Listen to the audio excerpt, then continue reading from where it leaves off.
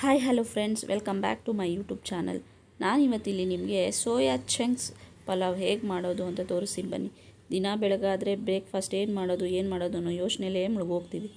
ನಾನಿಲ್ಲಿ 1 cup soya ಚಂಕ್ಸ್ನ ತೊಗೊಂಡು ಒಂದು ಬೌಲ್ಗೆ ಹಾಕಿ ಅದರಲ್ಲಿ ವಾಟ್ರ್ ಹಾಕಿ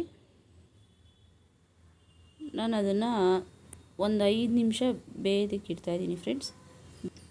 ನಾನಿಲ್ಲಿ ಪ್ರೆಷರ್ ಕುಕ್ಕರ್ಗೆ 1 ಕಪ್ ಅಷ್ಟು ಎಣ್ಣೆ ಹಾಕ್ಕೊಂಡು ಸ್ಪೈಸೀಸ್ ಎಲ್ಲ ಹಾಕ್ತಾಯಿದ್ದೀನಿ ಫ್ರೆಂಡ್ಸ್.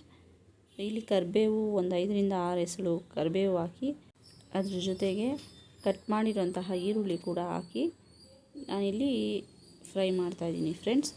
ಈಗ ಅದು ಫ್ರೈ ಆದಮೇಲೆ ಅದ್ರ ಜೊತೆಗೆ ಶುಂಠಿ ಬೆಳ್ಳುಳ್ಳಿ ಪೇಸ್ಟ್ 1 ಸ್ಪೂನ್ ಹಾಕ್ತಾಯಿದ್ದೀನಿ. ಅದ್ರ ಜೊತೆಗೆ ಒಂದು ಅರ್ಧ ಕಪ್ ಅಷ್ಟು ಪುದೀನ ಹಾಕ್ತಾಯಿದ್ದೀನಿ. ಇದೆಲ್ಲನೂ ಫ್ರೈ ಮಾಡಾದಮೇಲೆ ಫ್ರೆಂಡ್ಸ್, ಈ ರೆಸಿಪಿ ಅಂತೂ ತುಂಬ ಈಸಿಯಾಗಿ ಮಾಡ್ಬೋದು ಆ್ಯಂಡ್ ದಿಢೀರ್ ಅಂತ ಮಾಡ್ಬೋದು. ನಾನಿಲ್ಲಿ ಸಣ್ಣದಾಗಿ ಕಟ್ ಮಾಡಿರುವಂತಹ ಟೊಮೊಟೊ ಕೂಡ ಒಂದು ಅರ್ಧ ಕಪ್ ಆ್ಯಡ್ ಮಾಡ್ತಾಯಿದ್ದೀನಿ ಫ್ರೆಂಡ್ಸ್.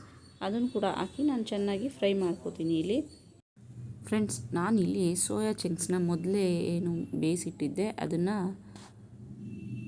ನೀರೆಲ್ಲ ತೆಗೆದಿಟ್ಟು ಅದನ್ನು ಬೇಯಿಸಿರೋದನ್ನು ಇದರಲ್ಲಿ ಹಾಕ್ತಾಯಿದ್ದೀನಿ ಫ್ರೆಂಡ್ಸ್. ಹಾಕಿ ಚೆನ್ನಾಗಿ ಫ್ರೈ ಮಾಡ್ತಾಯಿದ್ದೀನಿ ಫ್ರೆಂಡ್ಸ್.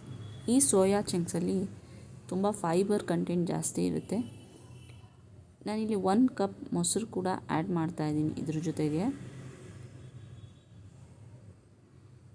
ಚೆನ್ನಾಗಿ ಇದೆಲ್ಲ ಫ್ರೈ ಆದಮೇಲೆ ನಾನೊಂದು 5 ಮಿನಿಟ್ಸ್ ಬಿಟ್ಟು ಇದೆಲ್ಲ ಫ್ರೈ ಆದಮೇಲೆ ನಾನಿಲ್ಲಿ ಅರ್ಧ ಟೀ ಸ್ಪೂನ್ ಅರಿಶಿನ ತಗೊಳ್ತಾ ಇದ್ದೀನಿ. 1 ಸ್ಪೂನ್ ಅಚ್ಕಾರದ ಪುಡಿ ತಗೋತಾ ಇದ್ದೀನಿ.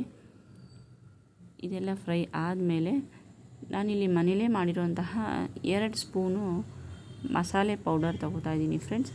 ಇದೆಲ್ಲ ಹಾಕಿ ಚೆನ್ನಾಗಿ ಫ್ರೈ ಮಾಡಿ ಒಂದು 5 ನಿಮಿಷ ಬಿಟ್ಟಾದಮೇಲೆ ನಾನಿಲ್ಲಿ ನೀರು ತಗೋತಾ ಇದ್ದೀನಿ. 1 ಲೋಟ ಅಕ್ಕಿಗೆ ನಾನು 2 ಲೋಟ ನೀರು ಹಾಕ್ತಾಯಿದ್ದೀನಿ ಫ್ರೆಂಡ್ಸ್. ನಾನಿಲ್ಲಿ ಆ ನೀರೆಲ್ಲ ಹಾಕಿ ಕುದಿ ಬಂದ ಮೇಲೆ ಮೊದಲೇ ತೊಳೆದಿಟ್ಟಿರೋಂತಹ ಅಕ್ಕಿನ ನಾನಿಲ್ಲಿ ಸೇರಿಸ್ತಾ ಇದ್ದೀನಿ friends.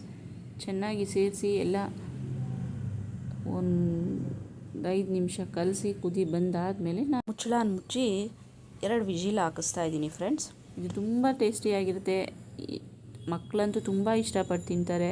Soya chunks pulao ready. ತುಂಬ ಟೇಸ್ಟಿಯಾಗಿರುತ್ತೆ ಫ್ರೆಂಡ್ಸ್. ತುಂಬ ಈಸಿಯಾಗಿ ಮನೇಲಿ ಬ್ರೇಕ್ಫಾಸ್ಟ್ ಏನು ಅಂತ ಯೋಚನೆ ಮಾಡಿ ಕೂರೋ ಬದಲು ಇದನ್ನು ದಿಢೀರ್ ಅಂತ ಮಾಡಿಬಿಡ್ಬೋದು. ಈ ರೆಸಿಪಿ ಇಷ್ಟ ಆದರೆ ಲೈಕ್ ಮಾಡಿ, ಕಮೆಂಟ್ ಮಾಡಿ, ಶೇರ್ ಮಾಡಿ, ಸಬ್ಸ್ಕ್ರೈಬ್ ಮಾಡ್ಕೊಳ್ಳಿ ಫ್ರೆಂಡ್ಸ್.